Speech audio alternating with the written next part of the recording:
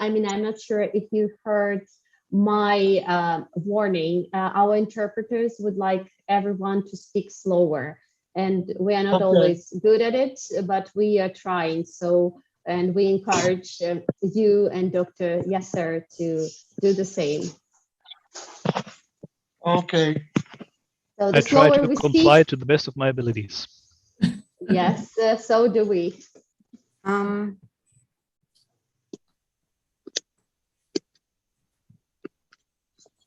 Я не вижу кнопку начать вебинар, Юр.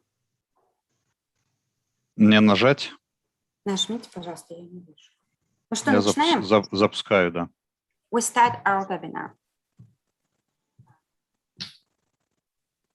Webinar has started.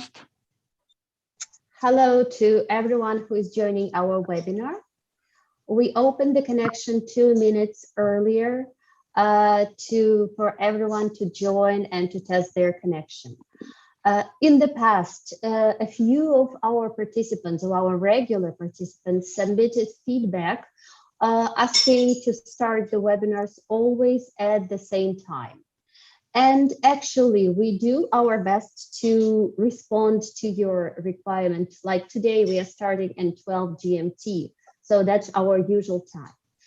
However, we also, because we try to get the most popular speakers and we try to comply with their schedules, and they're based in different parts of the world, this is why sometimes we need to move our webinars an hour earlier or an hour later.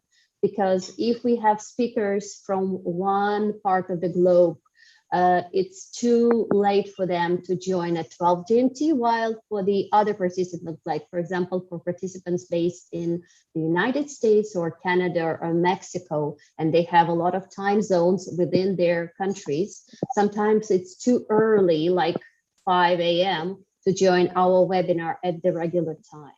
So I'd like to tell you that we hear what you're saying, we read your feedback, we discuss it, and we know that you would like the webinars to always have the same time.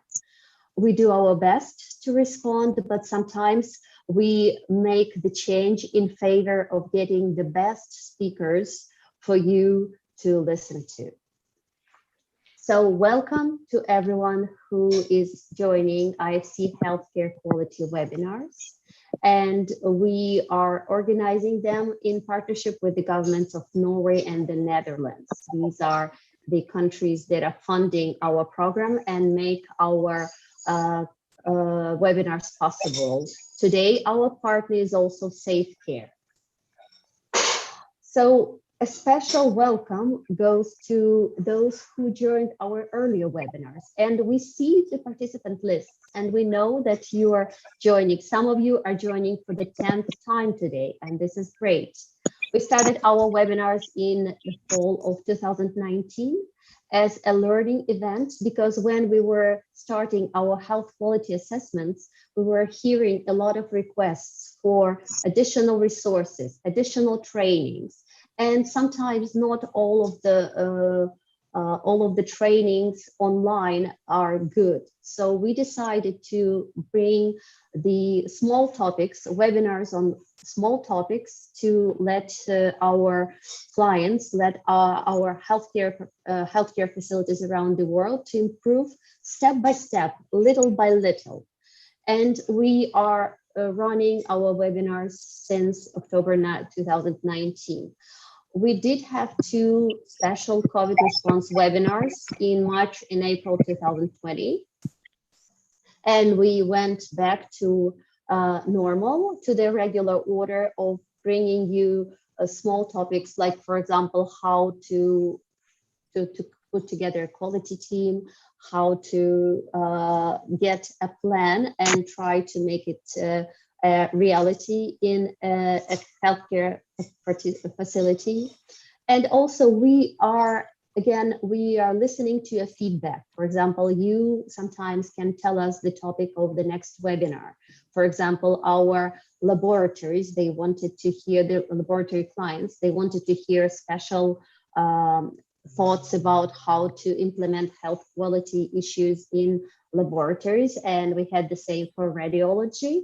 And then we had questions from our clients, and what do we do if we train our staff? Like by April 2021, we've trained a lot of people in our clients' facilities, but then they asked us, what do you do if we train and they leave? So we organized a webinar on staff engagement and retention. And today's webinar is the second one in June of this year. And the first one was dedicated to creating policies and procedures within medical facilities. And today's webinar is about implementing them. So we will have our next webinar, hopefully in September 2021, and we'll announce exact date and topic as always. Let me remind you about the other resources apart from our webinars. We have our webpage, IFC's IQ Healthcare Tool, and this is where we have all the news, all the resources, they are all together there. We have a dedicated page where we place the recording of our webinars and announce our new webinars. This is how it looks. Now, finally, we have a community, a healthcare quality community of practice on Facebook, and you can join us. You can join it by typing IFC Healthcare Quality Community of Practice. I'm showing it on your screen. Also, on the World Bank's training resource, OLC, Open Learning Campus, we have already 4 of our training modules. The first one on hand hygiene, and you can see the photo here. Then we have a course, a safe-paced online course on patient isolation. We have an online self-paced course on patient identification and on false safety. So there are 4 of them already there. And if you complete the course and if you provide feedback on the course, you can print out a certificate of completion for one of those courses, or if you complete all of them, then you can print 4 certificates of completion already. So this is for something for you to do after the webinar, perhaps. Okay, so for our webinar today, we have some useful functions that we'd like to remind you about. This is the chat function, and you have the icon on the bottom of your screen. When you press on that icon, you have the chat opening to the right of your screen, and you can type your questions, or you can type your feedback, or you can type something.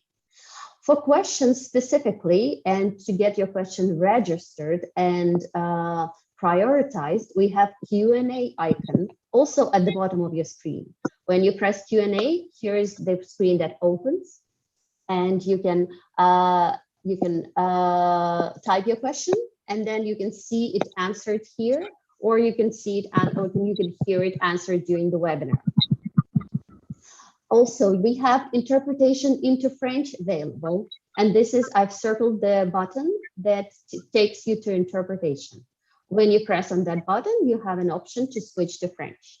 And our webinar will be conducted in English. Finally, we want you to continue provide your feedback. And there are 2 ways to do that. Upon the completion of our webinar, you will be prompted, you will be taken automatically to the survey on exit. There are just 4 questions. One of them is how you liked it. 2 other ones are what was especially useful, and we have options. And the last one is on the how you found out about our webinar, so that we know where to place the news of other webinars happening. Also, you can send us a satisfied email, because we will be sending you the slides from today's presenters. And in response to the email from us, you can send us an email that says, I'm satisfied. And you can include any comments in that email, or you can skip the comments and just press the button send, and we will know that you actually are happy about the webinar. So let me then start today's webinar. And we have our wonderful speakers, and we have our regular, our always we have the moderator, Julia Kalimova, and she's our health quality expert. She'll be opening today's webinar. Thank you. Thank you so much, Natasha. So hello, everyone. Nice to have you here as always. Welcome to IFC series of webinars devoted to healthcare quality and patient safety. As Natasha already said, we're always listening to you, and also we try to be as practical as possible to share experience from experts of all around the world, to share life hacks and practical solutions on how you can start implementing quality practices and improving safety of your patients already today, not even tomorrow, today. So we have 3 speakers today from Germany, Egypt, and Nigeria. And as Natasha said, I will be the moderator. So we will discuss practical tips and solutions on how to implement policies and procedures. And I will repeat once again for those who joined recently that previous webinar, which is available online in recording, was devoted to the development of policies and procedures.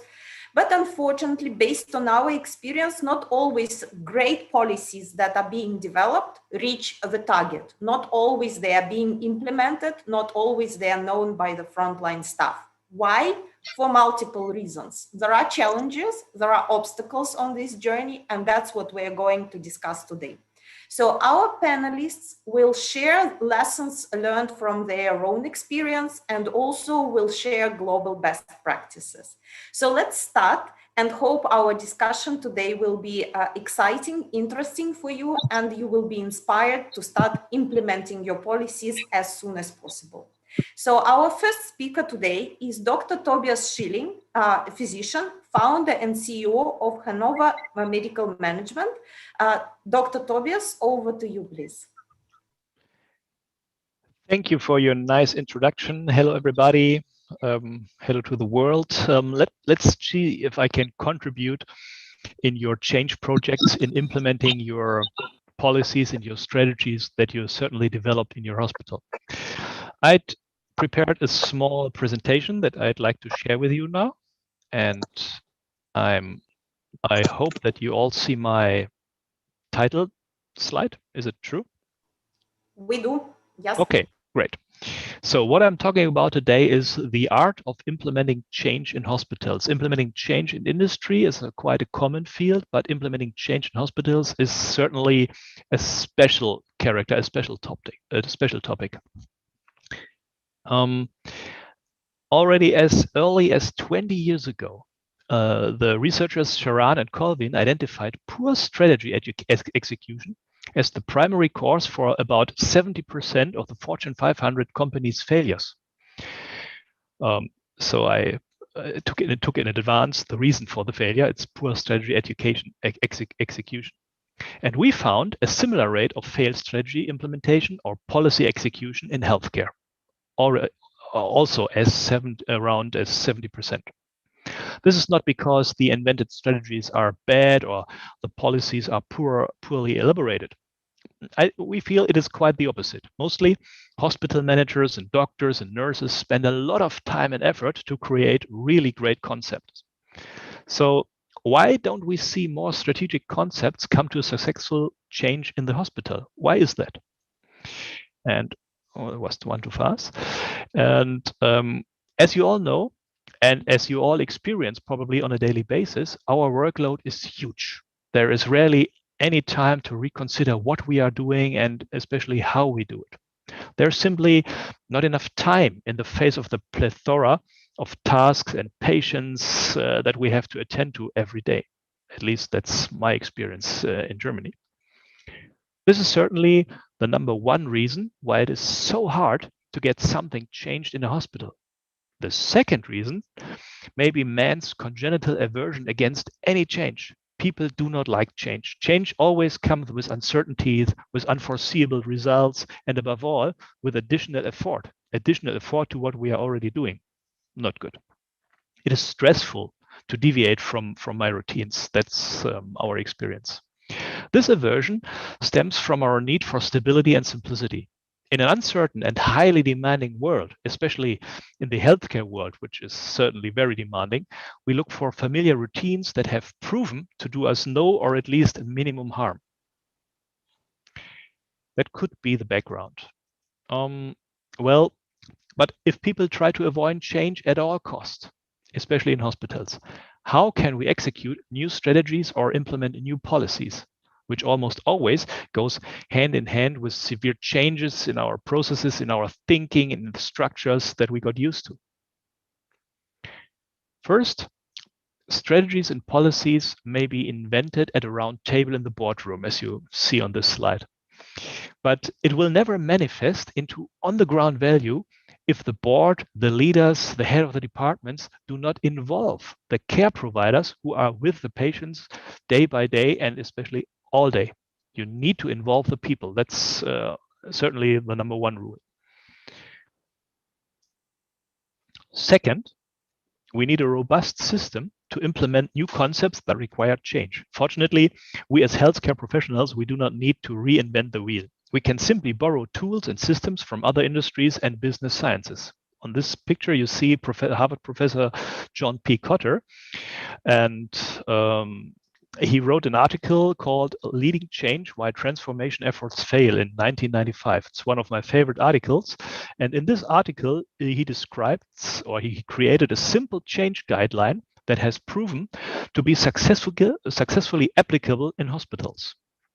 And what I will do in the next minutes is I will introduce you to his system, which he beautifully describes in this article. And to illustrate the applicability in hospitals, I will showcase you a simple project, a really very simple project that we did with a very renowned university hospital in Germany.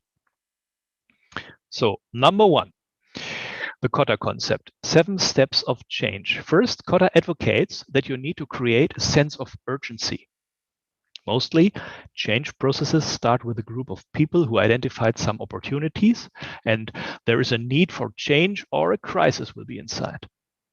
To get the change done, motivation for all personnel is required. If the people are not motivated, change is very unlikely to happen. This goes only by a really fundamental motivation for all the people involved, because you remember, change drives people out of their comfort zones. No, I clicked the wrong button. So, second, we have to create a change team. People with enough power, motivation, and capability to do what is necessary to get the modifications done. Third, a powerful vision is required. People need a powerful yet simple vision that reminds them every day why we undertake the additional effort. Fourth, it's absolutely not enough to write this vision and articulate it once during a general assembly or a start of the year event and then neglect it for the rest of the year. The vision has to be visible and has to be prominent to remind the people of the goals that they are pursuing. Fifth, every change faces obstacles. Julia already talked about obstacles that need to be removed effectively. We have to identify those obstacles and get rid of them as quickly and effectively as possible. And I'm sure you can tell long stories about obstacles for change projects in your hospitals, in your unit, in your institution. Sixth, to keep up the motivation, we should celebrate short-term wins and milestones. So people see that their efforts have an impact on their work environment or the quality of the patient care or whatever the goal of the change initiative was. Celebrate short-term wins. That's what Cotter advocates strongly. And last, Cotter warns us to declare victory too soon. He recommends to work on the change until it is really part of our DNA. It has to be integrated into our routines inextricably. So that's the 7 basic steps advocated by John P. Cotter. And how did we do it? We found, let me briefly illustrate this concept with a very simple change project in the University Hospital in Hanover. Over time, especially the nurses started to become dissatisfied because of poor cooperation with the clinic's physicians. The nurses claimed that the doctor's communication was not reliable, that it was not appreciative and transparent enough to keep up the excellent patient care that they did in the past. The nurses also started to lose the fun in their daily work. Not a good situation. So the department's management initiated a change project to improve the cooperation. Improvement of the cooperation between nurses and physicians, it was called.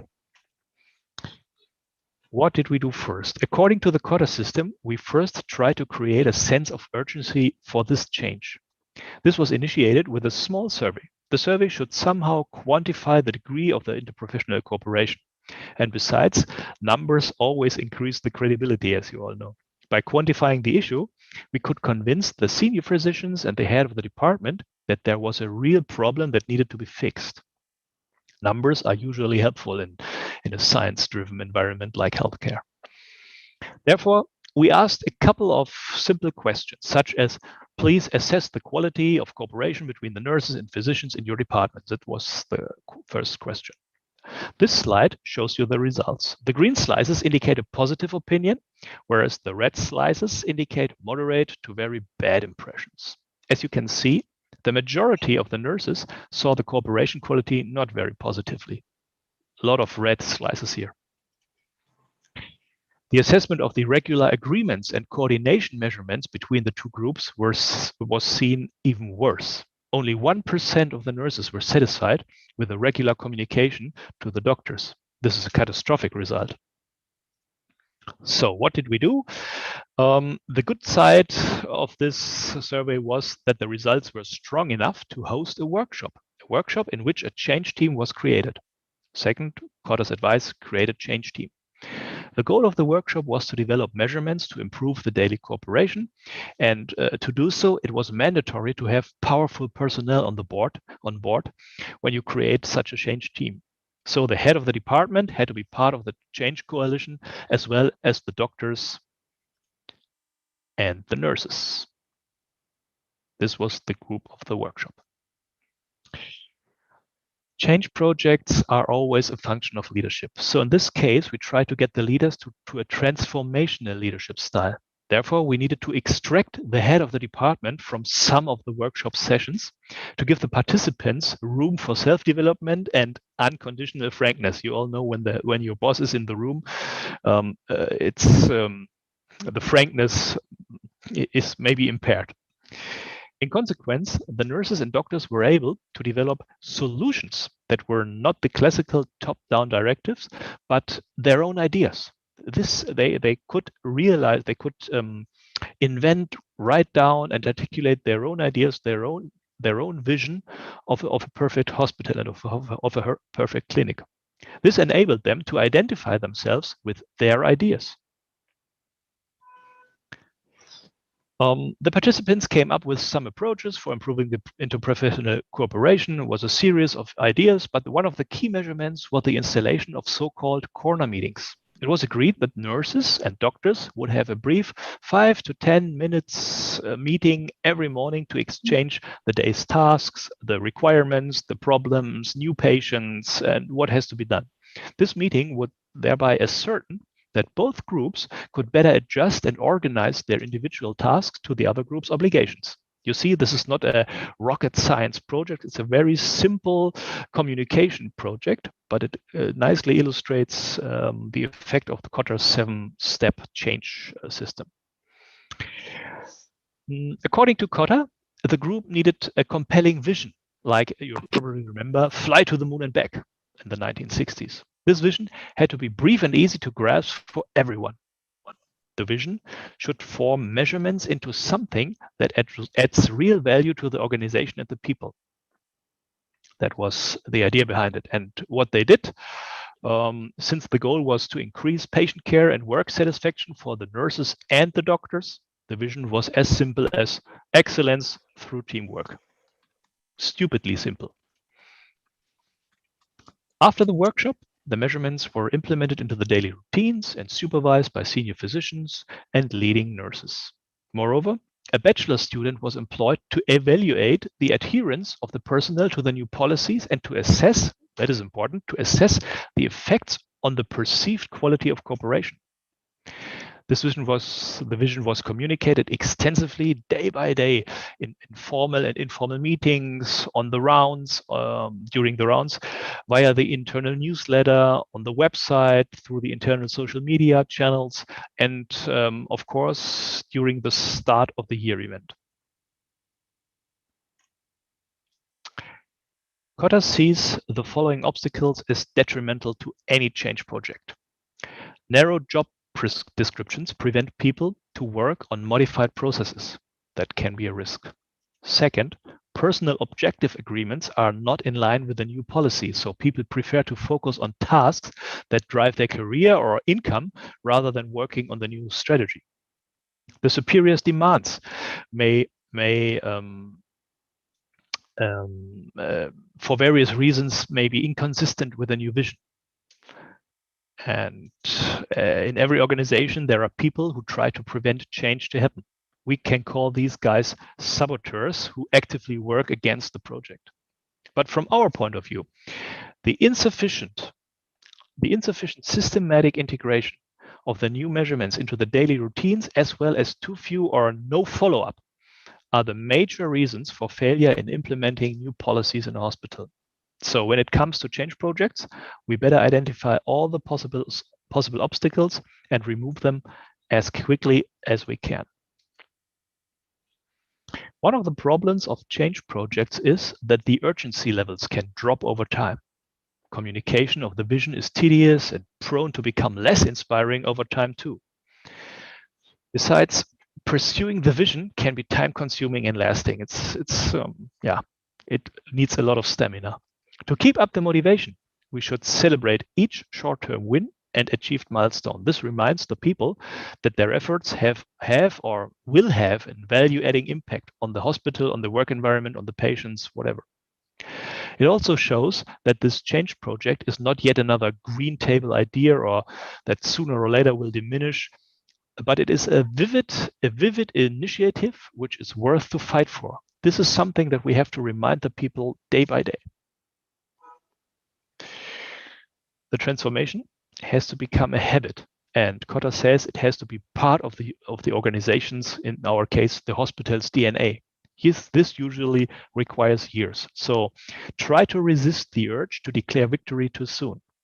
This premature declaration of a successful change project kills its momentum, and the habits, the processes will fall back to tradition. By following Kotter's change guidelines, we could reach significantly positive results and showed this by repeating our survey 6 months after the project start. Look at the comparison of the before and after results of the survey. On the left side here, you see, you already know this diagram. You know the answers of the nurses on the quality of cooperation between nurses and physicians. This was the before results. When we repeated the survey 6 months after implementing the corner meetings and the other measurements, you see that, there it is. You see that almost half of the same group that we asked found the cooperation between nurses and doctors very good and good. Almost half of the group. We found this was a good partial success. And you remember the other questions. How do you assess the regular agreements and communication between nurses and physicians? You remember this catastrophic result before the project. After 6 months, after implementation, the improvement of the perceived regular agreements and coordination was overwhelming. And it requires no further comments, I guess. Finally, we asked whether the measurements increased the quality of cooperation and found that more than 70% of the personnel saw a positive effect on the interprofessional work. Good results so far.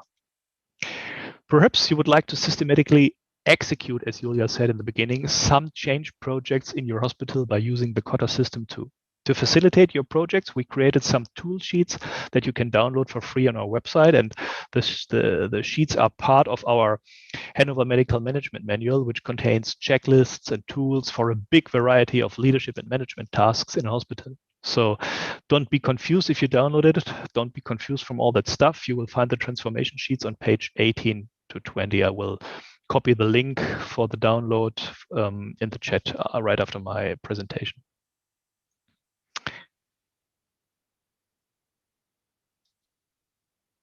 When you look at your hospital, your department, or your unit, you certainly can identify hundreds of processes or structures that could be optimized and changed, but beware to do too many things at once.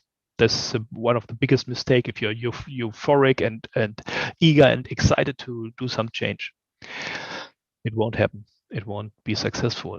But we can learn a lot from Apple's Steve Jobs. Once a year, he invited his top managers to do a workshop in which they could pitch their most valuable or urgent projects for the next year.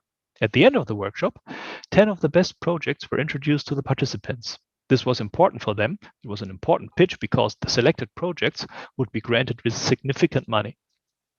However, at the end, Job picked just 3 of the 10 best suggestions that were eventually funded. He knew that focus was important to get things done. Focus is important for Apple and is definitely important for hospitals as well. And as we all know, he was one of the world's most successful CEOs. So what applies for Apple also applies for hospitals. I found that a maximum of 3 change projects would stand a chance to be successfully implemented.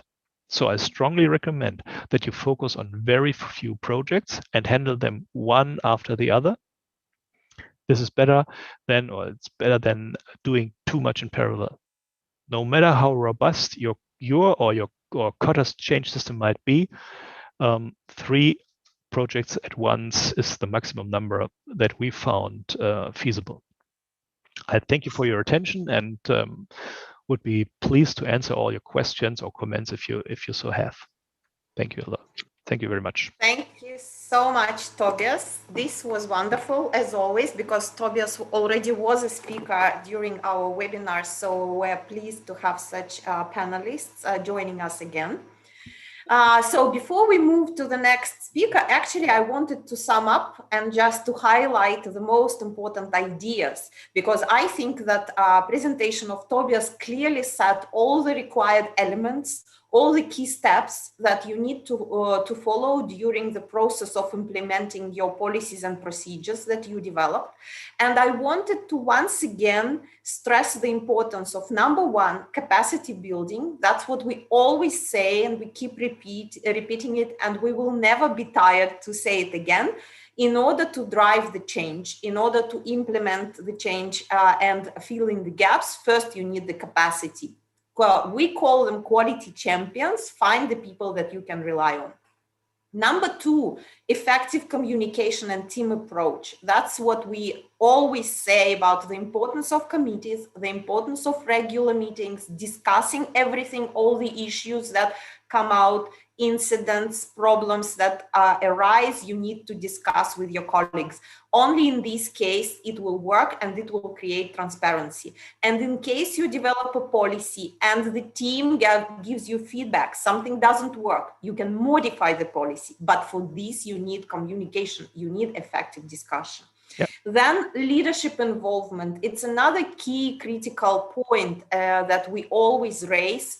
In order to change, leadership should be involved, and leadership should also change and improve and show participation in it, because this is something you cannot outsource to the team and say, okay, guys, you go and change and I remain the same. You cannot remain the same. In this case, the car doesn't move. So, and quick wins, it's also something that we always stress, even when we do our assessments and when we write recommendations, we always point out quick wins. Why? To increase motivation. It's very important to see the results of your quality improvement work. So please think about what Tobias said, and probably it will inspire you and help you structure your quality implementation work. And now we move to the next panelist today, Dr. Yasa, head of nuclear department of IDH radiology. That's the name of it is Alborg Scan, Cairo, Egypt. Dr. Yasser, the floor is yours, please. Hello everyone. Thank you, Julia. Thank you, Dr. Tobias. It is an honor to me to be with you and transfer my humble experience in quality. Please, next, please, if you can, my slide. First of all, I think to meet the experts in quality is very important. That's what happened to me. As Dr. Tobias said, that change is difficult with some communities or the participants. But if you meet the expert first to give you the motivation, inspiration, and to make all the group working with you, that change will be beneficial for everyone and eventually for the patient healthcare, it would be very, very important. Then you can form your teamwork. As a physician, and especially in radiology, and more specifically in nuclear medicine, you have to have a teamwork constituting from physician, nurse, technologist, and physicist. Then you can fulfill your guidelines and can everyone participate in the work of changing the quality. So, physician, next please, the nurse, physicist, and technologist. If you form the team, start to collect your guidelines of procedures and put it in place. The guidelines of quality regarding a specialty like radiology and nuclear medicine, it seems to be so many, but if you focus on the tools that you have and the service that you are affording, you can collect the guidelines and then rearrange them. Next, please. Quality control guidelines of everything you own in the unit. So you will find that we have equipments, the gamma camera or PET or CT. In nuclear medicine, you will have radiopharmaceuticals, radioactive material that you are dealing with, and other equipments regarding the calibration of radioactivity dose, even the pens or the dustbin, the place that you put the dustbin, it should be calculated and divided into the regular pen cycles and the radioactive pen disposal dustbin that should be shielded. Next, please. In nuclear medicine, again, taking care of patients regarding dose delivered and radiation exposure is very, very important beside the regular infection control quality, which is common in every specialty. Next, please. So you have a gamma camera in nuclear medicine. How to do quality control of the gamma camera? Which interval should pass regarding each type of quality control? Can we do it every day or every week? These are according to the guidelines that you will collect, you and your team, then you will check it from time to time, and you have to meet again the experts and put your data to be sure that you are on the right way. Next, please. Radiopharmaceuticals quality control. It is very important to give the patient the right radiopharmaceutical for the right examination. Not only that, but also you have to keep on good labeling of the radiation or the radiopharmaceutical itself to ensure that it will go to the organ or the site of imaging that you need Otherwise, your quality will not be good. So the quality of the radiopharmaceuticals itself, the dose calibration, your dose calibrator of radiopharmaceuticals should be qualified and assessed according to the interval time of quality control of dose calibration, or otherwise you can give wrong dose, less or more than should be.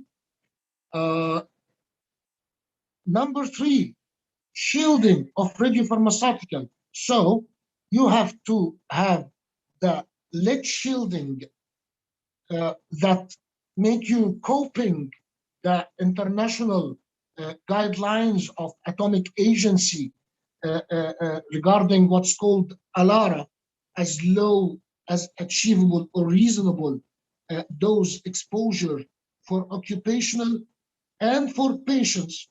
So shielding also with the quality and the description of the thickness of lead shielding is very important to implement and to have the quality of your image and radiation protection of the occupational and as well as patient themselves. Next, please.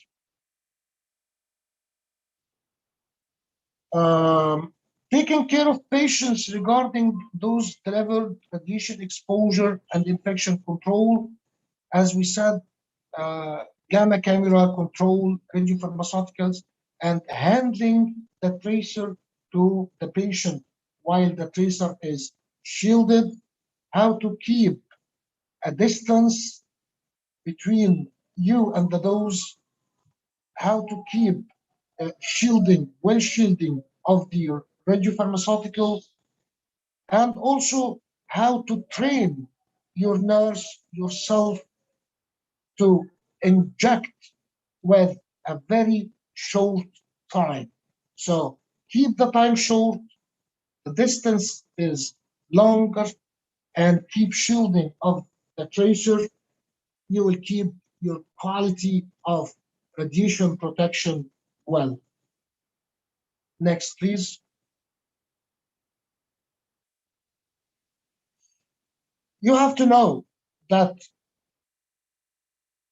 in any branch, especially maybe imaging or nuclear medicine, mistakes can happen.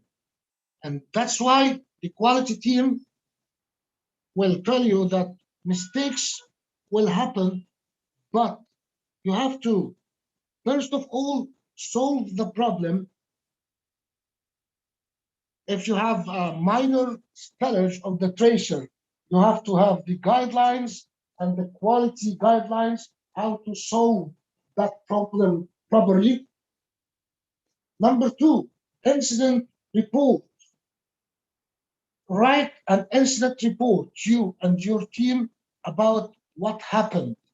This is not really an investigation, and actually it is one of the major issues that I have learned from the quality team, and I'm trying to learn to teach it to my people and my teamwork, that incident report, it is not an investigation, a legal investigation, rather than it is a report to solve the problem and learning the lesson not to repeat this problem again. So incident report in nuclear medicine and radiology is very, very important in keeping quality. Next, please.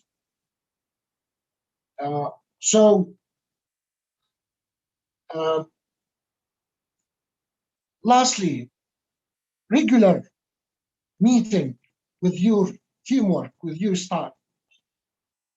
My point of view is to have it every week, even for 5 minutes, to estimate what have you done and to cope the quality guidelines with what you are doing now, and to be sure that you are on the right way, and report everything in a handwriting in the form that the quality team is giving to you.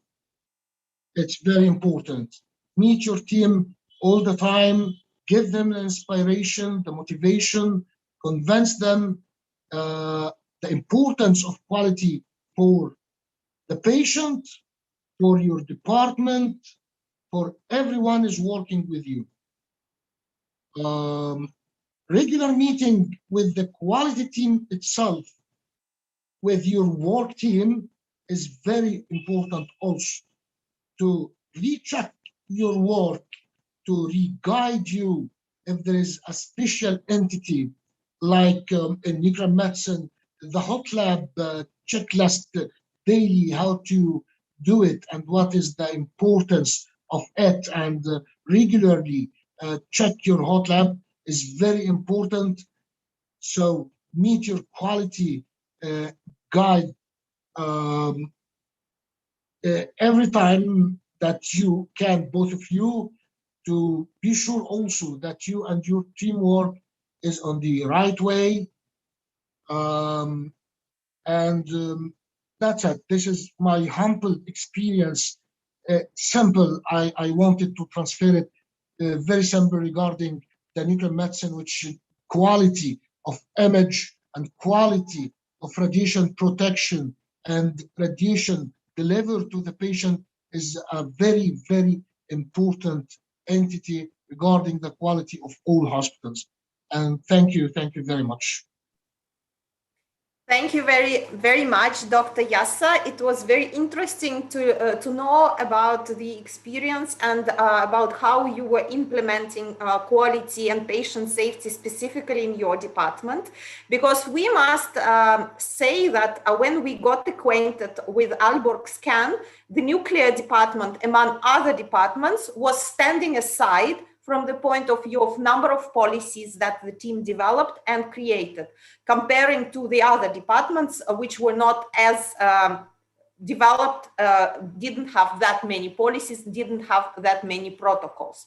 So obviously it was the role of the leader who was able to structure the work. And also I wanted to highlight and stress the fact that such areas of high risk which deal with radiology, radiation, and nuclear, radioactive waste, even radioactive materials, they need even more instructions, even more policies, and they require more control over the implementation and following these policies than some other departments which are less risky. So thank you very much, Dr. Yassa. Dr. Yassa once again stressed the fact that team approach is very important. Effective communication is critically important, and communication with the quality team. But at the same time, you need quality champions inside the department. Constant measurement and monitoring is also required, because you cannot just say, okay, dear team, please read the policy and start using it tomorrow. You need to make sure that staff are aware of the policy requirements, that they keep following this policy by regular audit and regularly checking whether everything is going right as you expected. Then also thank you, Dr. Yassa, for stressing the importance of incident reporting, because incident reporting system basically is a very efficient diagnostic instrument. It helps you find out the problem. It also helps you to find out the weak spots by identifying near misses, where a problem hasn't yet happened, but it might potentially happen. So please use incident reporting as an effective instrument of policy implementation, because when your staff think that something is not going as it should be, they should issue an incident report, and it will help you twist, turn, tweak the policy and make the implementation more efficient. Thank you very much, Dr. Yassa. You received lots of questions, by the way, in our question and answer chat to your presentation, but we will address them during the question and answer session. Now we move to our third panelist, Dr. Ajibike Oyumi from Lagoon Hospital. Dr. Ajibike was working for a long time. Now she's IFC assessor. So Ajibike, over to you, please.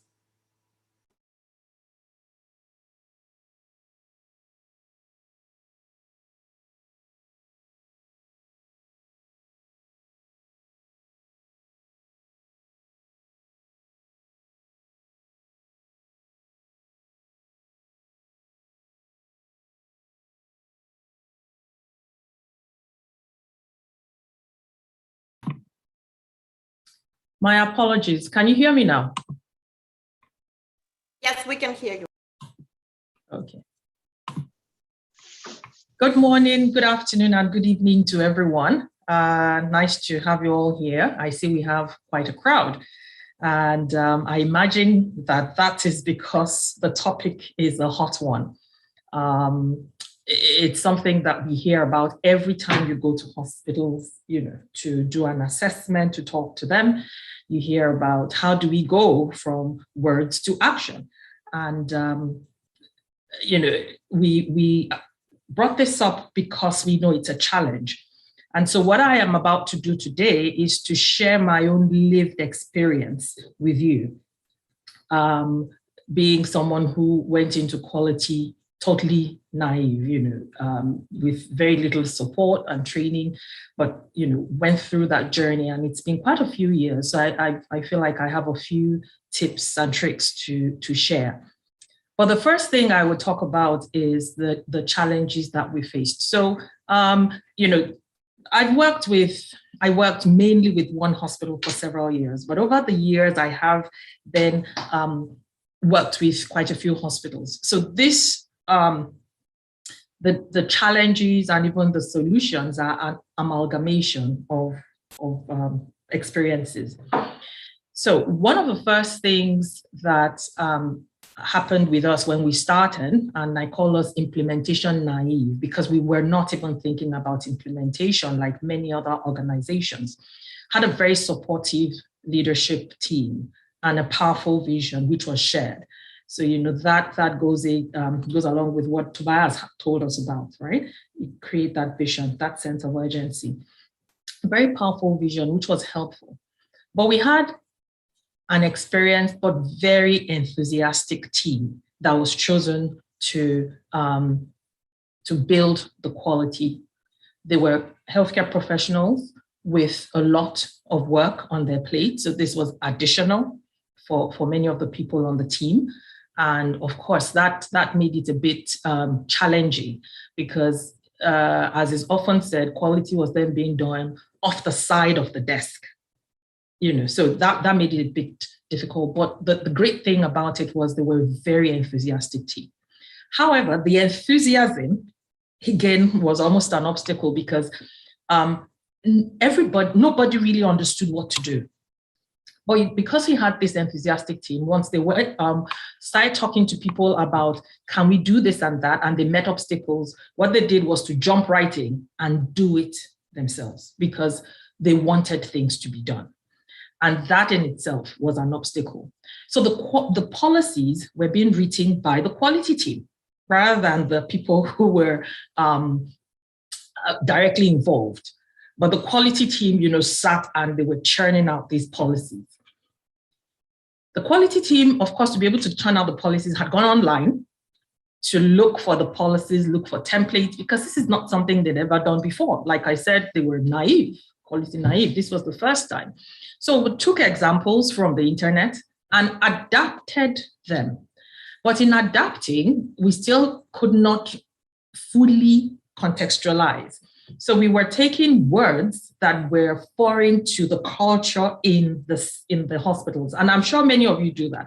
When we go out, we see in Africa, policies that are written and you still find something that talks about winter. That is something I look out for often that tells me that, okay, this policy hasn't been fully contextualized for the setting, So, and because of that also, we had inconsistent style and format. So it was just a jumble.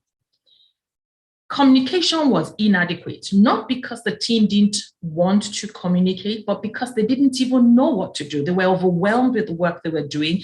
They were just trying to push through, or we were just trying to push through. We just wanted to get work done. We had this huge project in front of us and we just wanted to get work done. So we just kept going and going. Okay, so of course the staff engagement was patchy. There was better engagement with some teams than with others. The language made it easier to engage with some people than with others. Of course, the path of least resistance is what was followed. So anyone who would engage, the team would engage with a whole lot. And those who they couldn't manage, they would just almost like say, well, let me deal with the people that I know will even listen to me. So that was a challenge. Now, those policies were developed, but then how would the staff access the policies? It wasn't something we had thought about. So there was poor accessibility. I talked about the language. When I talk about language, yes, everybody spoke English, but the language of the policies were not simple enough to communicate. They were difficult. We were using terminologies that we had borrowed from the internet and hadn't broken down for our people. Then there was a challenge of distribution. Who gets to see what? Which department gets to see what? What is hospital-wide? How do we get people to see? When we started out, everything was in paper. So the thought of producing manuals for every department was daunting. The amount of paper and ink that needed to be used. Meanwhile, because there were errors, so we had to keep printing, and that's a huge challenge. It's huge expense. And at some point it wasn't sustainable, but that thought of who gets what and where do you put it? Where do you put the policies in such a way that everybody can access it? How do you ensure that you're able to remove the obsolete even as you're bringing on the new ones? These were huge challenges that we had to face in implementation. Of course, there was inadequate planning for implementation. How do we get people to know what we're writing? So at some point, we probably had a huge stack of policies that had been written and had not been disseminated. So like we said, lovely written documents, but nobody was really using it. And then, of course, there was the challenge with resources. In a place where you do not, everybody's overwhelmed. You don't have enough staff at any time. How do you make time to get the staff to understand this? People are telling you, I don't have time for this. I have my real work, to do. And then, of course, the space. When we started training, and you have a staff of about a staff group of about 500, where do you find the space to put these guys to do the training? These were all challenges that we faced. So we had to start looking for the missing pieces. One of the first things that our leadership did, which was really good, was to seek external support. And when I talk about external support, it wasn't so much as bringing in consultants. It was like, let's get some people to go to places where these have been done before. We had a couple of consultants come in at some point to help us think through the bigger group. But we had a couple of people who had to go see, how these things were being done in reality. And that was one of the most helpful things. We went to different parts of the world. Then the leadership involvement was deeper. We then had the very senior leaders come into different forums, on regular intervals to speak to the people, to explain a bit better what we were trying to do. Then the next thing that we learned that we then did was to develop this policy on policies. I tell you, this is something you have to do if you're going to be developing policies from scratch. Maybe if you've had policies before, that's not a challenge. But for those who are just starting out their journey, you have to have a policy on policies. How do we manage our policies? What will our template look like? Who is going to do what? Who has responsibility for developing? Who has responsibility for communicating? Who has responsibility for training, right? So standardize the policy format. And then better stakeholder engagement. We then had, we had a wonderful HR director who sat with us and developed with us how we would go from group to group, which forums to use, developed a better training plan, improved access to the policies, and then the monitoring and implementation. So this is the kind of thing that was developed for staff training. We had to look at what kind of training, especially around policies, each group of staff would require. Because we found out that we were dropping so many groups and dropping the ball in so many ways. So first of all, to the left, you see the kind of thing where we looked at what is mandatory training. Now that we're starting this out, what is mandatory training for clinical staff and non-clinical staff? Of course, it's a whole lot more than what is here. This is just a picture. And then we developed an employee education record. which we gave to the employees themselves so that they could manage their own education and understand where they were. So each person after your training would get a signature, and you could tell how much more was left for you to do. So we looked at what needed to go into orientation, because again, there was continuity. As you know, this turnover in healthcare can be quite a challenge. So how do you then train a group of people and make sure that the new people also keep getting the right training? So we developed the process for that, developed an employee education record, which then helped employees track. Now, I will tell you a trick that I learned from one of our hospitals that I visited.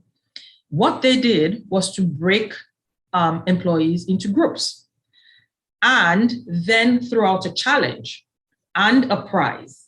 So the group that finishes best gets a prize. So what they then did was to transfer the responsibility for getting employees into training into the employees themselves. So people were looking for each other to say, look, you haven't done your training and we are gone in for this beautiful prize. So, different staff were pulling themselves to make sure that they got the training done. I mean, that's one of the things that I have really loved, and I'm hoping to implement in other places, where you get your staff to support themselves and to get their training done. And then we had to use different styles of training. We had to use existing meetings, so departmental meetings, disciplinary group meetings, and interdisciplinary group meetings. Sometimes you had to meet employees where they were, on the job training, on the job dissemination of information. And then we had sessions where you had a whole group. Now, the other thing that we did was to begin to use quizzes and small prizes, nothing big, a pen, a mug sometimes, but getting people involved, getting people to build the quizzes, departments to build the quizzes themselves and get everybody involved. So you need to think about different styles and use what you have, forums that you have that currently exist so that you're not overburdening the group. Then improving accessibility was really key. When the policies were first built, the archiving was suitable for the team that was writing the policies. We were not thinking about how the other staff will access it. So we found out that, you'd say to people, but you have a policy about this or that, or people just didn't even know those policies existed. So we had to think about how to archive in a way that will make it easy for the teams or the staff to find their policies. Another hospital I saw recently, they had, huge number of policies, but their archives were not searchable. So you couldn't even search keywords. If a staff thinks, oh, I think we should have a policy about this, except they knew exactly where to go. They couldn't find the policies. So beware of that. When you archive your policies, you need to make that archive searchable so that the staff can use keywords to find the policies. That makes it more accessible to them. Okay, and your table of content, if you're using paper manuals, your table of content should make it easy for your staff to find the policies. We learned that the hard way. Then the other thing that we did was to create employee handbooks, right? So summarize some of the very key policies into employee handbooks that each person got one and they could easily flip through. Summarize a lot of the policies into two or three main concepts in there, and then it would be easier for them to go search the policies after. The other thing, that seems very simple, but is very important, especially when you're using paper, was that, with the binders, the papers keep tearing out. And so we started losing pages as people flip through. The rings, will begin to tear. So one thing that really helped us eventually was the reinforcement rings around the policy, the rings for the paper. And even though that seems very simple, I remember how how much of a relief it was for everybody that was involved when we were using paper. The other thing that helps, and we did, and I've seen in a few other hospitals, is to provide visual reminders. Visual reminders in terms of policies, make it fun. Use fun posters, put posters all over the place for key concepts, key policies that the staff need to remember. And then, of course, reference guides. We did this, the hospital did this for JCI, but you can do one for the hospital, not necessarily for JCI. Improving staff engagement was key. I remember that, especially for our more junior staff, it was very difficult for them to engage with the concept of policies and procedures. What is this about? The way that the organization had traditionally run was quite different. And one of the things that we eventually did was to provide new uniforms. This was a major shift. In fact, the effect was much more than we had bargained for, because it cost a mind shift to this, we're going different. We had traditional uniforms before, but we then created uniforms that looked international. These were uniforms that we could show them on the internet. This is what is being done in other countries. Oh my goodness, our staff were so proud of it. And it made it easier for them to think we are doing things differently. We're doing things in the international way, So, but this was just an example, right? This is just an example. There are other things that you can do to engage your staff and cause that mind shift. Meet your staff where they are. Then, of course, monitoring implementation. Like Tobias said, people love data. Data rarely lies, but it is really impactful. So being able to monitor implementation of the policies, even when you start, you must follow up to make sure that the policies are being implemented. Because if you've done all that training, you've done everything, and you don't know how well those policies are being implemented, then it doesn't work. So pick the key policies that you want and do them in tranches. So lessons learned, in summary. One, the leaders need to share their vision and objectives with all. There's a tendency for us to share with those who come into the boardroom, but we need to go beyond that, to share the vision with our staff in a way that they feel that they belong. It is our vision. Engage all stakeholders right from the beginning. Let them know, let them own it, let them begin to own it. It's not easy. It probably sounds easier than I've said, but you need to keep doing it because there's no alternative if you want to build a culture that then keeps going. You build a framework right from the beginning, like I said, policy on policies, and then think about your document management system. How do you archive? How do you ensure that you're able to pull out obsolete policies so that you're not confusing people?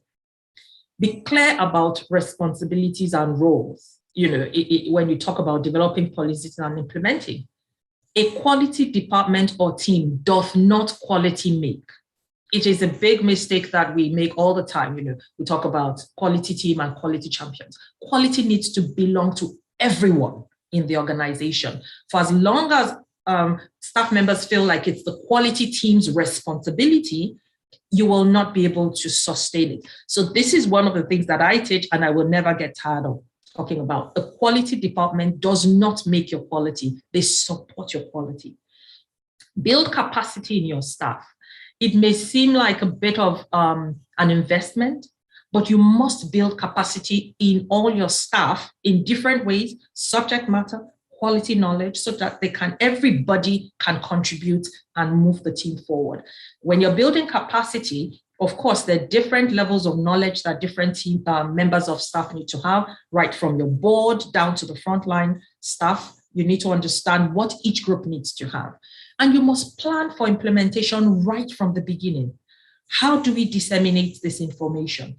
Are we going to use newsletters? Are we going to use training sessions? Big training sessions, smaller training sessions, which ones will be just in time? And you must measure. Now, one final thing that I realized, it took me a few years to realize it, but was the project management skills are required. Tobias also mentioned that very clearly. You need to manage your policies, to manage in manageable tranches. If you try to do too much at a time, then it becomes overwhelming. So that was my own experience. I hope it helps you. Thank you very much. Thank you so much, Ajibike, for being so open and frank with all the lessons that you learned from your journey. This is very, very precious knowledge, I would say. And let me just highlight the most important things learned from this presentation. So number one, let them meet, let your staff meet the policies that you develop. This is one of the most common gaps that we see. There are staff and there are policies.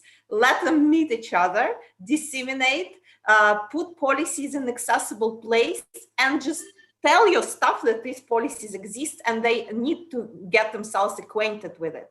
Personally, when I was joining an American company, a healthcare company over 20 years ago, first 3 days of induction training was just reading the policies. I was shocked. I was a student yet. I came, they brought me a pile of manuals and I was reading it nonstop, but it was so efficient. Immediately I realized my role in the company, rules of the company. So it was super efficient. So that's what you can gradually come to when you have all the processes written down and every new staff member will be fitting in very efficiently into the company structure, into the system. So number two, staff motivation. Over and over again, we were talking about it today. Sometimes every little thing matters. As Dr. Ajibike said, sometimes it can be uniform. Sometimes it can be competition with a prize. Sometimes it can be even knowledge sharing between departments. If you see that one department is more successful in policy implementation than the other, let them have a session to share their lessons, to share their secrets of success, why it worked better than in other departments. Let the whole team of the hospital work as a group. Leadership support, again and again, we were talking about it. And then one of the most important things I think that Dr. Ajibike raised is the role of the HR department. Because yes, on the one side, there is capacity that you build inside the departments. Then there is also quality team, but that's not enough. Sometimes we forget about this important link, HR department. HR department is supposed to support you in all the quality implementation work that you are doing. Without this support, you will just not be able to be successful and quickly fill in the gaps, because all the trainings, all the even selection of the champions should be done together with the HR department. So the role of this department is much bigger than just signing the contract with the staff or keeping the records of the personal files. Let them come up with suggestions, inspirational suggestions, how to motivate staff, how to make all these competitions that I was talking about. This is all relates to the HR department, and their role in quality implementation process is huge. So we are now moving to our question and answer session. We have multiple questions. It's going to be very hot discussion, and most likely we will run a little bit longer as usual than we expect. Hopefully you will have time to stay with us as long as you can, and hope you will find it useful. So question number one that we received actually several times is, can you please, dear panelists, explain the difference between policies, protocols, guidelines, and procedures? Because this is the issue that comes back and back, question that comes coming back over and over again.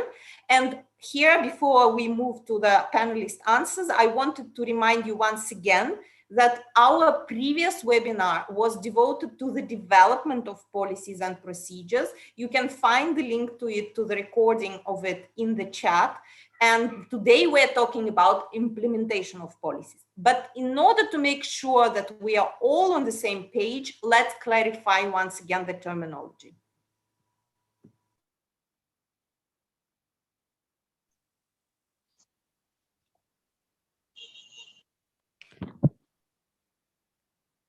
So who would like to start? What is the difference between policies, procedures, guidelines? Maybe Dr. Ajibike, you can start if you don't mind.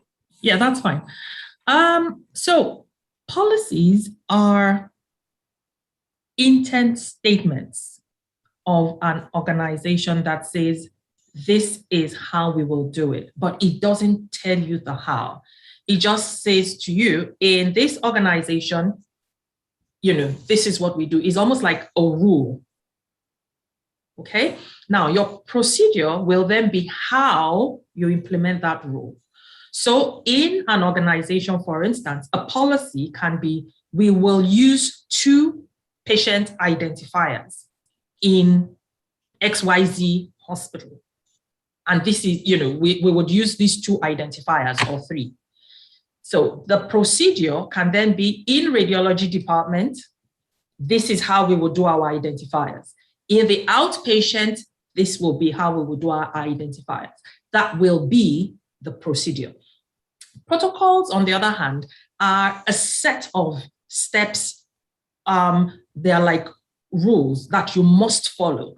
So, and these are used largely with clinical protocols, right? So step 1, you do this, you measure this, you write this down, you do the next thing.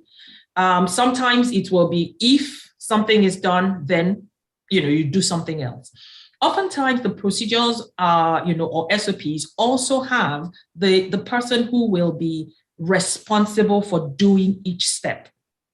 So you may find, as you get used to doing this, finding them on the internet, you will find that step 1, do ABC, and then the responsible person will be the radiology nurse. Step 2, do this. It will be the technologist. Step 4, or like that. So those are SOPs and procedures. Guidelines, again, are often clinical, and they are what you've just called them, the guide. It is expected that about 80% of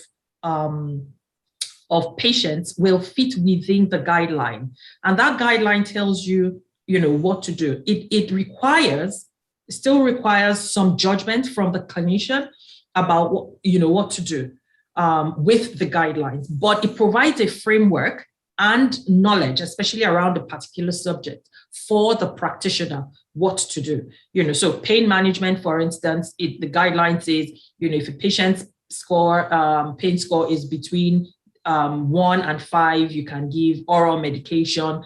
If it's between 6 and 8, you give IM medication. That's a guideline. But the practitioner still has to be able to decide that even though this patient seems to have a pain score of 1 to 5, because the practitioner, because the patient is not meant to take anything orally, I may need to give intramuscular, right? So, but it just provides a guideline for you, a framework, ideas that you should think about in implementing. Somebody else can take. Thank you. Thanks a lot, Dr. Ajibike. So Tobias, Dr. Yasa, anything from you? Yeah, I could add something, but you first, Dr. Yasa first. Please, Dr. Tobias. No, you first. You started firstly. It's okay. A very interesting answer and very interesting question. And my point of view, also the differences between these terminology, a policy like politics can differ from country to country and from maybe hospital to hospital. Governmental hospital can have a policy differ from the private sector, as an example, and correct me if I'm wrong, but protocols is a very technical part that everyone have been established the protocols to do the policy in his country or in his place in the right way. The guidelines are the keys that you can do your protocols and procedures. Procedures also, from my point of view, can differ from population to population regarding how to do it, what is your capacity, what is the type of your population, That's why we always say in each country, we are as physicians, we have to have our control patients to apply the proper procedure according to the type of personnel or something like that. This is just a point of view to how to maybe differentiate the terminology. And please correct me if I'm wrong here, or give me your opinion also. Thanks a lot, Dr. Yasser. Yes, Tobias. Yeah, there's a over to saying, you. if you ask 3 doctors about one topic, you will get 4 answers. And I think this is true here as well, because I could add something else on your excellent definitions that you'd stated before. I would see it more systematically and would form a hierarchy between these terminologies. From my opinion, I have the feeling that a guideline includes everything. The guideline is the bracket around the other 3 terminologies. The policy is something that gives a background, a rationale, why you should do this, why you should implement that, and yeah, maybe it is evidence-based. Maybe you did some studies that gives reason why you do this. And this is the introductory part of the guideline.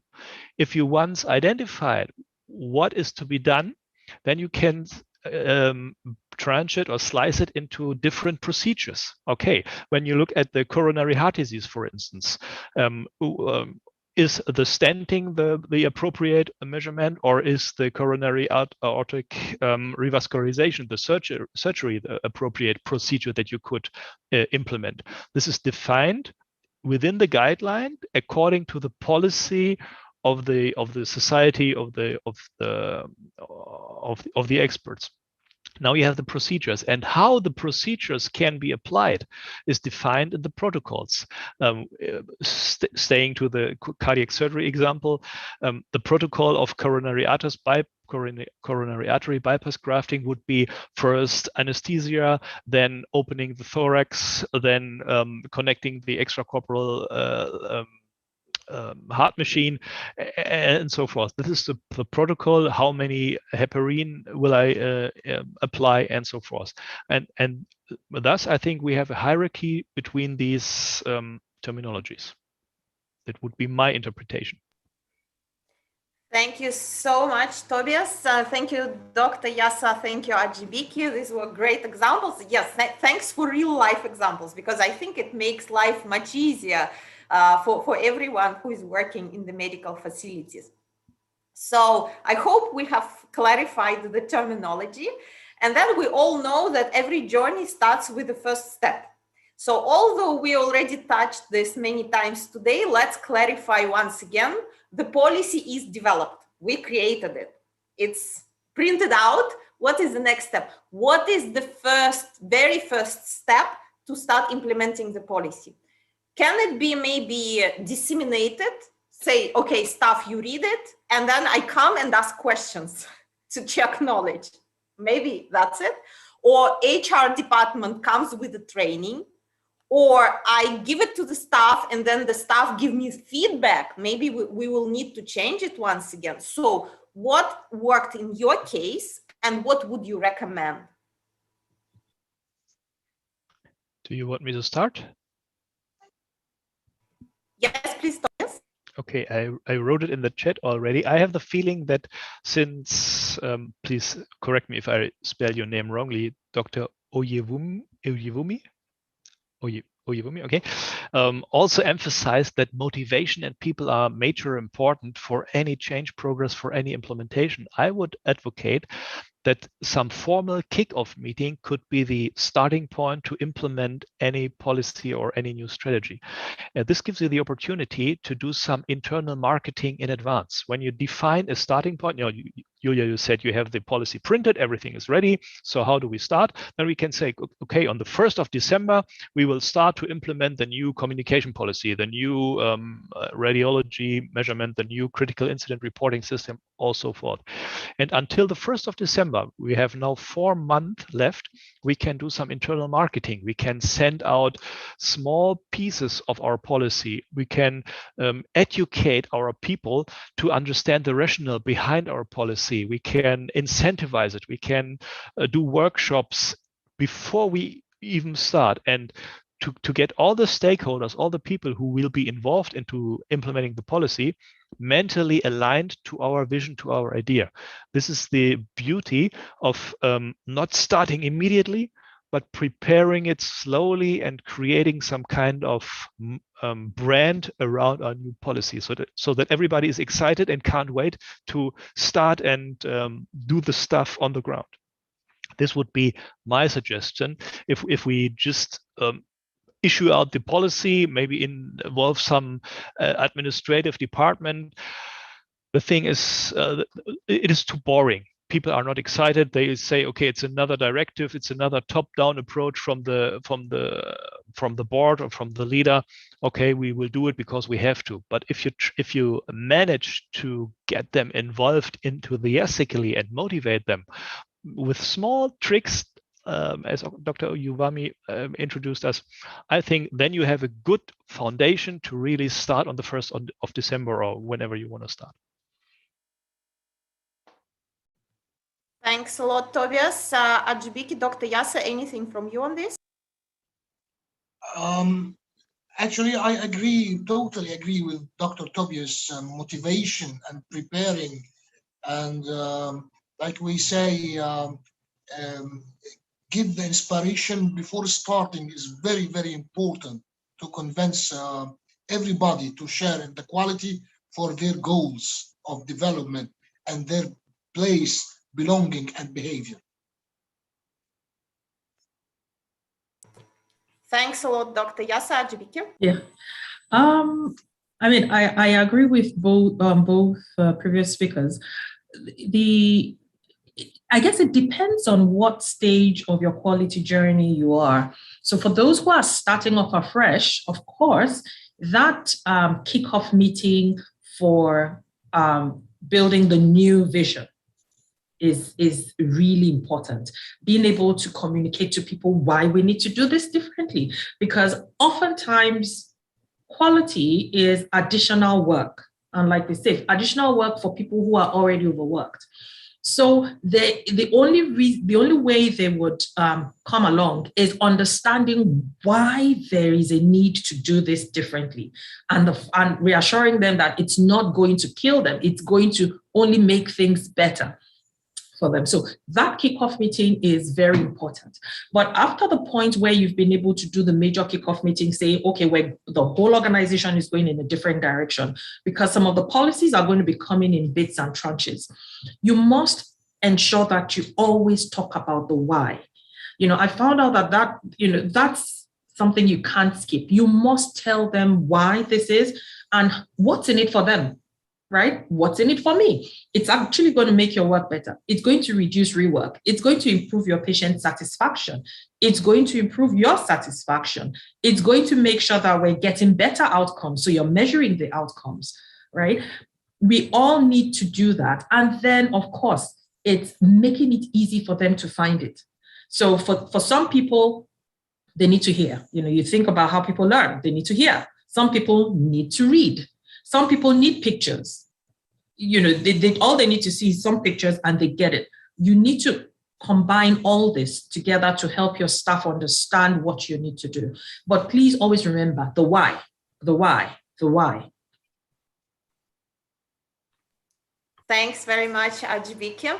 And now we move actually to the next question, the effectiveness of policy implementation. Okay, I am a staff member, I read the policy and I say to my boss, okay, now I know the policy and I follow the policy. How do we make sure that it's actually working? How do we make sure that staff are really following these new policies, these procedures, which are sometimes newly developed? What are the key secrets to see the real picture?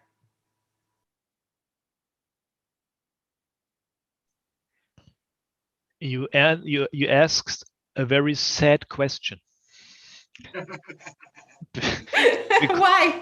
Because in general, we should assume that people working in a hospital have an intrinsic interest to do some good, to increase quality, to be there for the patients. And assuming that you developed a policy that somehow increases the quality or the work satisfaction of the people, assuming that, you should think, okay, there is no need to evaluate, there is no need to supervise the execution of the policy, because people should do it because it's such a great policy. Even if it wasn't a great policy, you wouldn't have issued it. Unfortunately, this is not reality. In reality, people try to avoid, as I said before, any kind of change. If it comes to change, people are reluctant, they are afraid, they don't want to do that. So I made the experience in 16 years of hospital management that you, at least in the beginning, there is no way around supervision and control. Unfortunately, you have to watch what your people are doing. You have to have eyes on them, not in a military way, not in a CIA way, but in a way where you be there and be there for support. You claim you are there to support the people, and with your pure physical presence on the ward, in the ICU, in the OR, you articulate interest in the project. If you, as a leader of a head of a department or senior physician, issue out the policy, say people go for it, do it, and then go back to your office, people won't do it ever, because they doubt that you are really interested in it. And mostly people want to do good employees. They want to proceed in their career. Therefore, they need the support of their superiors. And if their superiors are not interested in the policy, they won't do it. So just pure physical presence, being there, being supportive, asking questions, will inspire them to work on the policy, to execute the policy. Everything else will fail. If you are not there, if you do not supervise it, it will fail. After a couple of months, after everybody should have seen the positive effects of your policy, then you can slowly retreat from being there for this single project. But in the first month, maybe in the first year, there's no way around being physical present.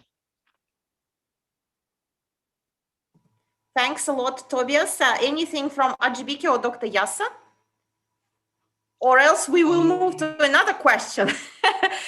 Because we received a very tricky question, which actually relates partially to supervision. Implementing policies in a chain with multiple facilities, sometimes in other areas. How? What are the key? What are the best solutions? Because it's always tricky, especially if there are locations which are close to the headquarters and more or less you can communicate with them, but there are remote areas, and how to make sure that they also A, read the policy, B, are following it.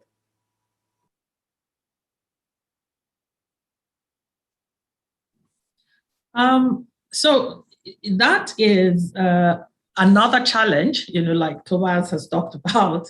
It's another challenge because the leaders, have to be on ground. But how do you be on ground? I wish we could clone ourselves. That would have been the perfect solution, but you can't. So you have to think about, how do I clone myself into others, and how else can I be there for them? Now, COVID has taught us all very nicely, even though we had learned the lesson a bit before, but how to do things remotely. We all must learn how to do things remotely.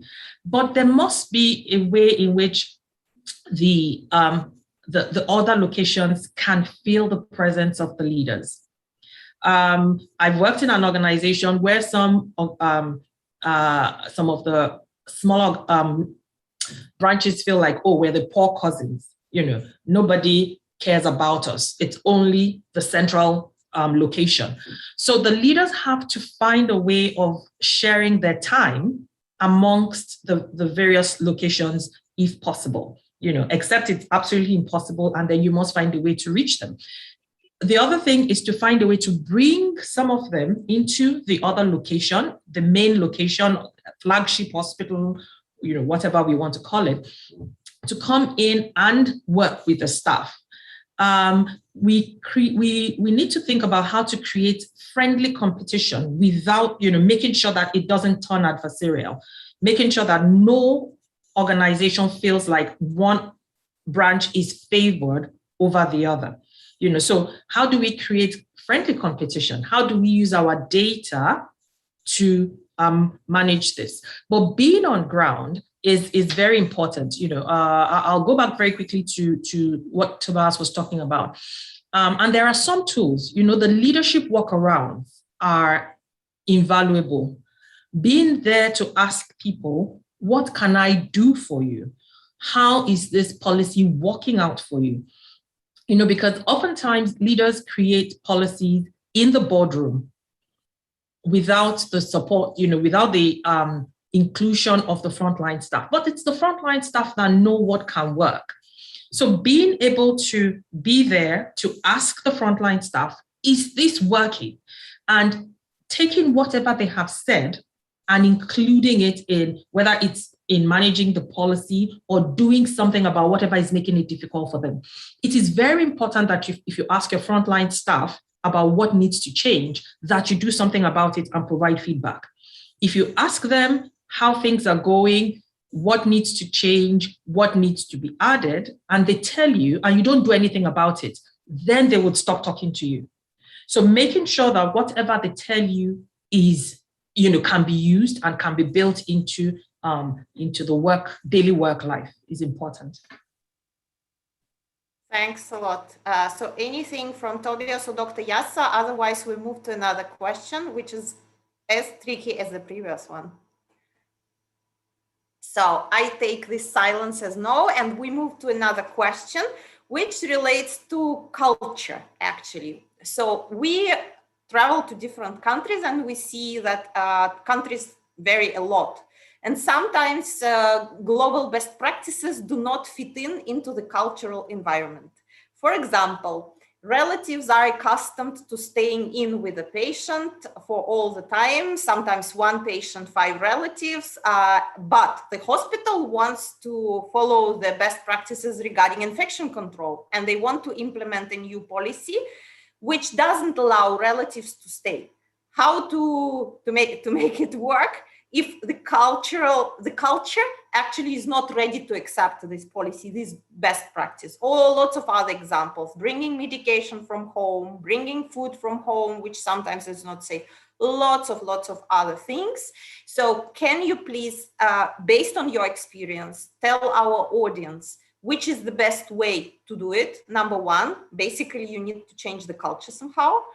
Number two, maybe you can give examples from your life, which was the biggest cultural challenge that you had to address by implementing a policy.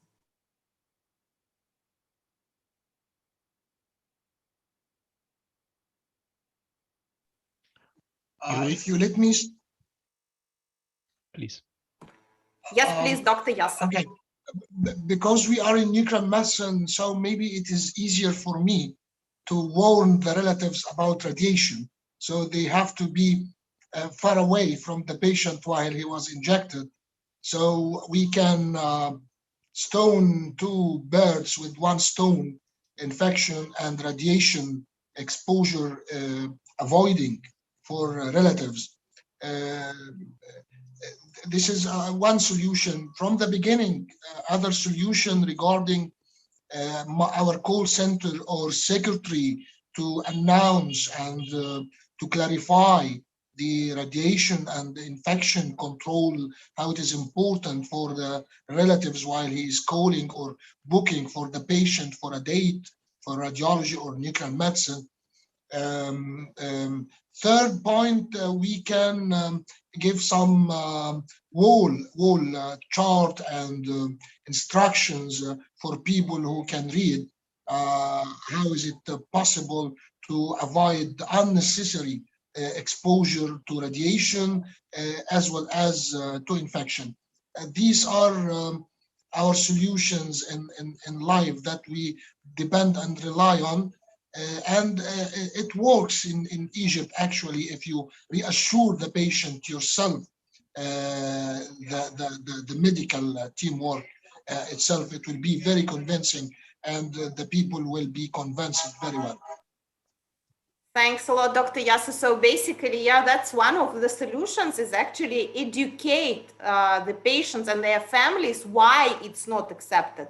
Not just say don't come, but explain why it's better not to come, and then it will help you implement the policy. Okay, so Ajibiki, Tobias, anything from you on this? You are the guy for the very tricky questions, Julia. Definitely. Yeah. That's why I'm here. Always tricky questions. Because what you drawed a picture where a policy that could have a positive impact on the hospital would not fit to the entrepreneurial culture of this hospital or some other contradicting policy within the hospital. The first question I put there is, why did you write your policy that way that it contradicts the culture? There's some incongruence, obviously, between those guys who wrote the policy and the other guys, as Ajibiki said, are the frontline guys or the healthcare professionals who are doing the work on the patient. So this contradiction brings me to the point that I, as a hospital manager, would not at first step try to somehow force the policy into the hospital and change culture, which is a very long process. You can't change culture overnight. Changing culture is even longer than implementing policies or strategies. So the first thing is start a discussion with the guys who wrote this policy and think about if those guys really fit to the culture. And is it possible, if the ideas in the policies are good, if there is some infection control, some quality improvement, some increase of the financial budget, whatever, if there are good points in the policy, we should consider rewriting it and adjust it to the culture of the hospital. If we found in this process that the culture is bad, that there are flaws or issues or problems within the hospital culture, okay, then we should concentrate and focus on optimizing the hospital's culture. But this, I think, I doubt will be possible by forcing a policy into a contradictory culture. I think this conflict will end up in fluctuation, in people resigning, in civil war within the hospital. Right. Thanks a lot, Tobias. Yeah, Ajibiki, over to you, please. Yes. So, some of the major cultural shifts had to do that I saw, and I think happens anywhere, is a change in a leadership mindset. If you're going to implement policies, one of the really key things is you must be willing to accept that things will not change just because you said so. So, we're used to, I said and it's done.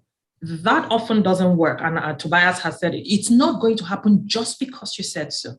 So there are certain things that you're going to have to do. One, be present. Let them see you. Be present with them. Help them know we are going through this together. And it's okay to make mistakes. We will correct those mistakes together. Then walk the talk. The leader must do what they're asking people to do. It's not I say this and you do it and I do something different. If you ask people to be in at 8 o'clock, you must be in at 10 minutes to 8. If you ask people to do rounds, safety rounds, be there at the time that they're starting the safety rounds. Walk with them, show them the way to do it. Then they will begin to take you seriously, and then they would run with it. Lastly, be open to feedback. If your staff do not feel like they can talk to you safely, that they will get into trouble, then of course, a policy that is difficult to implement will not be done, and they will not tell you why, and you cannot get them to do it. Eventually, your staff may actually walk away because it becomes an untenable environment for them. So be open to receive feedback and to use the feedback. Even when the feedback seems a bit difficult to swallow, you're going to have to take it, and use it. Thanks. Thank you so much, Ajibike. I think these are great insights. I just wanted to sum up. So some piece of advice from me personally. So number one, I agree with Tobias 100%. If there are obstacles in implementing the policy, sometimes the problem is not the staff. Sometimes it's difficult to digest such a policy because it requires certain things which do not fit into this specific medical facility. Then also, when we're talking about culture, we should distinguish the national culture. That's something that our patients are accustomed to, for instance, and their families as well, because we need always to consider not only patients, but also their families. And there is also culture of the organization. Sometimes you need to change the culture of the facility. It happens because, and actually we were talking to various medical facilities where we saw successful implementation of policies, asking them to share how they can do it effectively. And they said, number one, do not accept partial compliance. If you implement a rule, let everyone follow this rule yourself, and don't compromise, don't cut corners. Because if your staff see that, okay, this is an important requirement, this part is not so important, so we are non-compliant, but it's fine, that part of the policy is not yet implemented, it will not work. Then you will gradually move back to just old practices and the old routines, because it will not be enough respect for this new document, new policy or new procedure. So once it becomes a rule, let it be a rule for everyone all the time. So speaking about changing the culture in the hospital, also what we often saw, and myself as being quality manager, I always heard from doctors and nurses, they were telling me, we never did it before like that. In this case, and nobody else, no other companies are doing it like that, by the way, they were telling me. In this case, vision helps a lot. If you set the vision and your vision reveals your real targets and your real ambitions, then you can tell your staff, of course, nobody was doing that. We will be the first to do it because we want to be the best, because we want to be the safest. Whatever you decide, whatever is your vision, it helps you justify the importance of these policies. So do not underestimate the vision. That's what I always say. Speaking about the cultural change, for the patients and families, etc., one of the most common things that we hear, we come and say, okay, dear team, you better do this process in a different way. The first answer is, we cannot. Our patients and their families will not understand because culturally it's different. Yes, sometimes there is such a situation that in the country, the regulations are a bit vague and they do not give you clear guidance regarding certain practices, certain routines, like, as I said, like visiting the facility with too many relatives and relatives not being checked or being screened at the entrance. Nobody knows who is in the facility, difficult to track these people, which is not safe from the point of view of infection control, possible disasters, fire safety, etc. But if you tell relatives not to come, they are upset about it. They write complaints, they say, we want to be inside the hospital. And the hospital says, we cannot implement the policy on safety or something else, or infection control, because they do not accept it. In this case, as I said, communication, education. Tell the relatives, explain why it's better. Support the patient to make sure that patient understands there is enough staff to support, enough nurses, enough doctors, and relatives can come and visit within certain dedicated hours, but not stay all the time. It's not required. More, it can cause potentially harm. For this purpose, you can even use posters, you can use other information means, but my main point is culture is not an obstacle. Whether it's culture inside the facility, you can change it. Whether it's culture in the country, you can also influence it, because patient education is very big part of all quality improvement.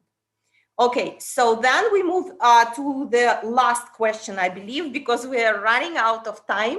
So Dr. Ajibike mentioned the different visual aids which we can use to increase awareness about policies. Let's discuss this. What quick wins can we have, how we can make policies, make staff more acquainted with the policies, maybe flow charts on the walls. Maybe you had some experience in your practice. Maybe Dr. Yassa can share something, because we were impressed by the knowledge of the policies in Dr. Yassa's department. Let's discuss quick wins in quality implementation. What works?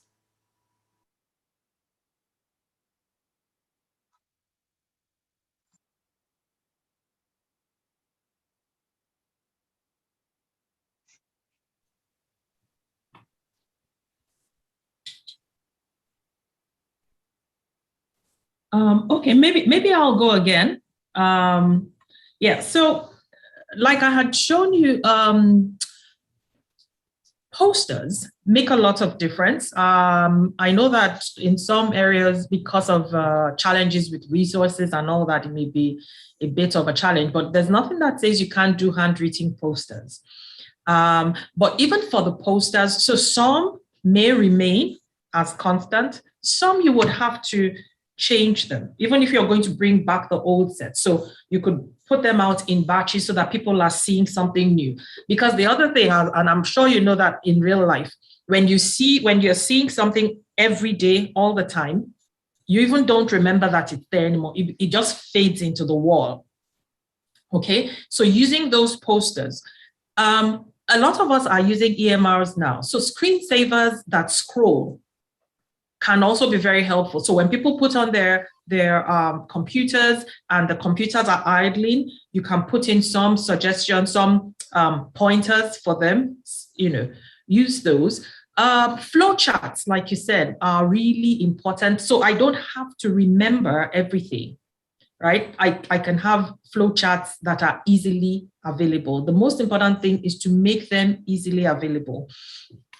There's all kinds of clinical decision supports on the clinical side, tools that help you to go through a yes or no. If you do this, then you do that. Or reminders, checklists are, again, also invaluable for reminding people about what to do. So you don't have to remember everything. The human brain, even though we like to think that we're the best things, has a limit to what it can store at any one time. So making those things available, cards. So in some organizations, you have these cards that are attached to the staff ID card that you wear. So something that you can refer to very quickly will also be helpful. Those are some of the quick reminders that help staff to remember things. Thanks a lot, Tajibiki. Tobias, anything from you? Yeah, but it's so stupid.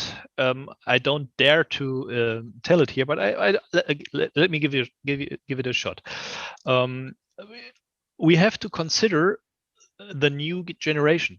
New generations, as my daughters, they are very keen. They on the cellulars. They are on the smartphone all day. And I think the digital, Ajibiki said it before, the archiving of policies, the archiving of SOPs is a crucial point that it can be found. And in one of the university hospitals that is our client, we installed some kind of a wiki. It was a website, a server, where in alphabetical order, all these policies, all these protocols, checklists were available for download. And currently, we are trying to convert it to a more usable app. Currently, it's just a website in a mobile version. But doing this as an app can be beneficial. We can think about doing, as you introduced, closed Facebook groups for the facility. Maybe we have some wiki-like Facebook groups. What we did once was we introduced a new surgical procedure via Instagram. It had 1 million hits on this Instagram thing. Maybe some things are so publicly available or are interesting for the public that you can combine marketing and internal education with this social media tools. There are a lot of options, but I think we have to become more digital in the future. That's true, Tobias. Actually, these are two great points, because they actually show different levels. You can start at lower level by just putting the flow charts, printing the cards. And the example of the cards is we saw in multiple facilities just say 5 moments to wash hands on the other side of the ID tag, or some other policy or procedure or protocol, or whatever key points that you are currently making your staff to remember. Then key flow charts in each area, whatever you decide for your hospital, put them on the wall. This is to begin with. Then think about digitalizing. Of course, we all spend a lot of time with our smartphones these days, and WhatsApp groups can also work because staff exchange lots of WhatsApp messages as well. So this can be one of the solutions, and I hope examples that Tobias gave inspired you for something. So let me now thank you, our dear panelists, for wonderful presentations you did today and for all your knowledge that you shared. Thanks a lot to all the participants. And before we finish, before I say goodbye, I would like to move the floor to Natasha once again. Natasha, the floor is yours. Thank you, Julia. So one more thing about digitalization is that a lot of resources are available are at the tips of our hands immediately. One of them I'm going to show you right now. I'm sharing my screen and I'm taking you to IFC IQ Health YouTube page. And guess what's happening here? Here is our webinar broadcasting live. So some of you are watching it here, I hope. But what's more important, we have the recordings of our previous webinars here. And so there were a lot of questions about the policy and procedures and guidelines and what's the difference. And everything was covered in our previous webinar that we organized in cooperation with JCI. And this is, I'm pointing it now, right now. So this is the webinar. If you click on it, it prompts and it starts immediately. So you can watch it at the time when it's good for you. I have commercials here, but anyway. If you cannot find this link, then we will email it to you. Or if you can find it, you just type the name of the group, IFC IQ Health, IFC IQ Health, and you get to our webpage. And also we'll email you the link to this page together with the copies of today's slides. And we will try to do it by the end of our business day tomorrow. So I provided this information in hope that in exchange, you will provide feedback for today's webinar. And again, there are 4 questions, but we would also like you to have to place special attention on the topics for our other webinars. I mean, what would you like to know about? What haven't we covered already? What's the most important for you right now? And don't be shy, please tell us. I mean, if we can, we'll try to accommodate, because those webinars, they are not just for someone, they are for you. They are for our clients, they are for medical facilities around the world that can use the knowledge, and we provide the knowledge. So we are really happy to provide you with guidelines, to provide you with everything that you need to make your healthcare quality better and make your patients safer and get a better functioning facility. So thank you very much for participating today. And we hope you can take part, you can join our next webinars. And thank you very much. We are closing our recording here. Thank you very much. Thank you, everyone. Thank you very much. See you soon. Thank you. Very nice to see you and meet. Thank you. Thanks a lot to everyone. So we're closing the webinar now. Bye.